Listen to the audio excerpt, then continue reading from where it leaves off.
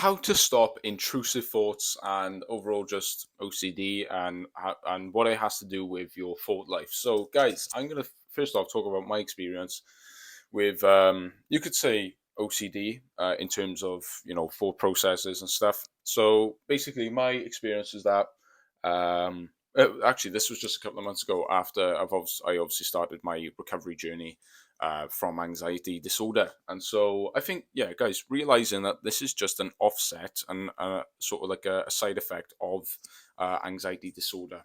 Mentally ill, there isn't inherently, something wrong with you. It's simply a hypersensitive nervous system firing off, prematurely when it shouldn't be firing off. I think understanding that is paramount and is crucial, actually, very, very important. Um, to know, because I was convinced do I have some certain mental illness or anything like that? No, it's just a hypersensitive nervous system. From the physical manifestations and the mental, the psychological as well, they are all offshoots of anxiety disorder. So yeah, basically, guys, um, my experience with intrusive thoughts is, and this links back to every single time I've suffered with intrusive thoughts, intense, just constant rumination, ruminative brooding, they call it. And it's basically it's pretty funny because a therapist, when I mention the word rumination to therapists, they say what, like they have no idea. Um, but this is something that anxiety sufferers can attest to, and to say how much they suffer from this. And it basically, obviously, again, like I just said, it is another offshoot of anxiety. But what is important, guys, is, and this is a crucial part, is differentiating thought and thinking. Realizing you don't have control over your thoughts is paramount, is so important to understand, and obviously to realize that you obviously have control over what you choose to think is important as well. But understanding, guys, that our thought life, it's just like having dreams, isn't it? Sometimes you wake up and like it's you'll have a dream and you just think to yourself, how stupid, like I just thought, like I had a dream, like I was sitting in a doctor's office or something like that, and I saw an elephant come into the room, or something like something silly, or a giraffe, or some animal, and something else went ballistic, and all the rest of it. Understanding that your mind it's just recycled nonsense, really. Um, but what this is crucial, guys, because just to get an understanding of this, when you place a meaning on a certain thought, when you place a meaning on some thought, it makes it bigger.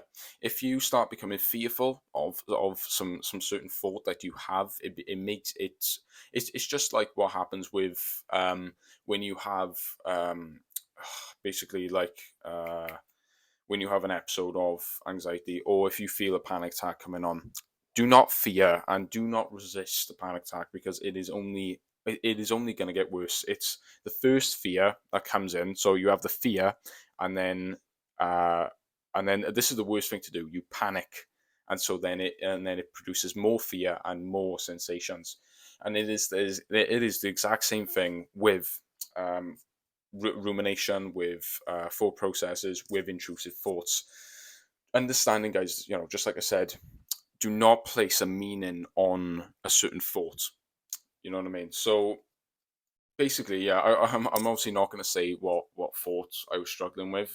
It was over a person. It was, and I'm not going to talk about the situation. It's sort of embarrassing. It's not. I mean, it's embarrassing because it's silly. It isn't a big deal. Um, but I couldn't stop thinking about this one situation that happened to me, and it wasn't anything bad. It was actually quite nice, actually. But I couldn't stop thinking about it, and every time I had a thought about it, I said, "Oh no, stop it, stop it." I said to myself, like, snap out of that thought, snap out of it, and that literally gives that thought extra power. It gives it the fuel to start triggering more. And because I was getting so fearful of this thought, because I was like resisting this thought so much, I was getting frustrated, I was getting so pent up. I remember breaking down to my mother about it. I remember going into a room and I just crying, just breaking down in tears of how tormenting this thought was, and it just wouldn't go away. the paradoxical intention here, the crux of the matter here is that, yeah, this goes for every other symptom of anxiety. Do not resist. Do not fight. Surrender. Put up a white flag to your anxiety. Say, me and you, we are in this together. You can stay here as long as you want. You're not gonna, I'm not gonna get upset over it. I know this is just a series of anxious sensations. Um, and I know this is just my nervous system firing off, and my mind is being hijacked. But I'm just gonna let the panic come. I'm gonna embrace it. I'm gonna embrace the obsessive thoughts. This is very uncomfortable at first because you were literally, you were not resisting it anymore. But it's funny because what we resist persists, and what we accept, sort of transforms. And so when I obviously started my recovery journey from nervous illness, and I'm still on the journey now. I'm not out of the woods yet for sure, but I am making progress. Yeah, is that the right word? Ground. Yeah, I'm making good progress, and I was obviously suffering with these thoughts, and obviously this goes for every single anxiety symptom. Accept and expect it to happen, expect to have a feeling of fear, of dread, expect it, and totally own it, accept it, the experience. And at first it feels so weird because you're telling someone who has been resisting their anxiety for so long, and has been so fearful of it. But what it is stripping the fear away from the physical manifestations of anxiety, and stripping away the fear from the symptoms of anxiety, whatever that may be. And that goes for intrusive thoughts as well. um Guys, this is that's it, really. That's it. That is my experience, and that is how to stop intrusive thoughts. Stop being fearful of a certain thought. I know this is very, very difficult, but I think, what I'm saying is from a person, from my experience, from my standpoint, with quite severe generalized anxiety disorder. I understand if someone has PTSD, for example, that is so difficult, and I think, there is a certain therapy for that. I think it's eye movement therapy, or EMDS, and apparently it's responsible for processing trauma and the rest of it. I haven't really looked into that much, but I understand accepting, and this acceptance method for intrusive thoughts for someone who has generalized anxiety disorder works, and it's worked for me, and it's been so helpful. I mean, it's literally fixed the issue. It's incredible. And yeah, obviously this I don't believe this goes for individuals who has PTSD, because I understand that is a bit more extreme. um but yeah, guys, look into it, try it out. Expect and accept it, and when the thought comes, and don't give any meaning to the thought.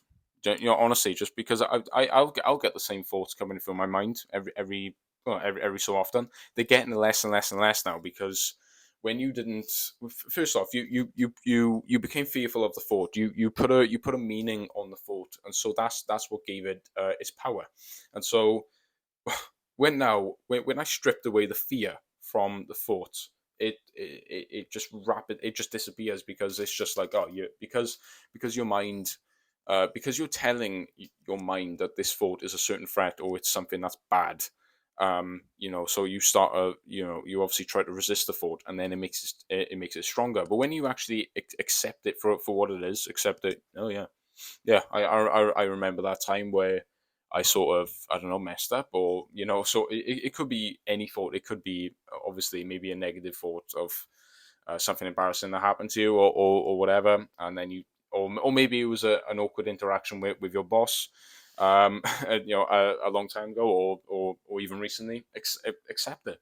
Do not hide away from it, and completely accept it for what it is. Let the thoughts run through your mind. Honestly, just do it, and make sure not to fear the anxiety. I hope this helps, guys. I hope this makes sense. I hope I have been able to explain this enough and in depth. I'm just talking from my own experience and from what I've learned in this amazing book, Hope and Help for Your Nerves by Dr. Clay Weeks. I'm almost done for it now, right to the end, and yeah, I think I've got about 50 pages left. So yeah, guys, that's all I got for you guys today. I really, guys, excuse me. I hope you guys have enjoyed this video. If you have, guys, enjoyed this video, please comment, like, and share, and subscribe to the Adam Donegan channel if you're new here. And thanks for watching. Peace out.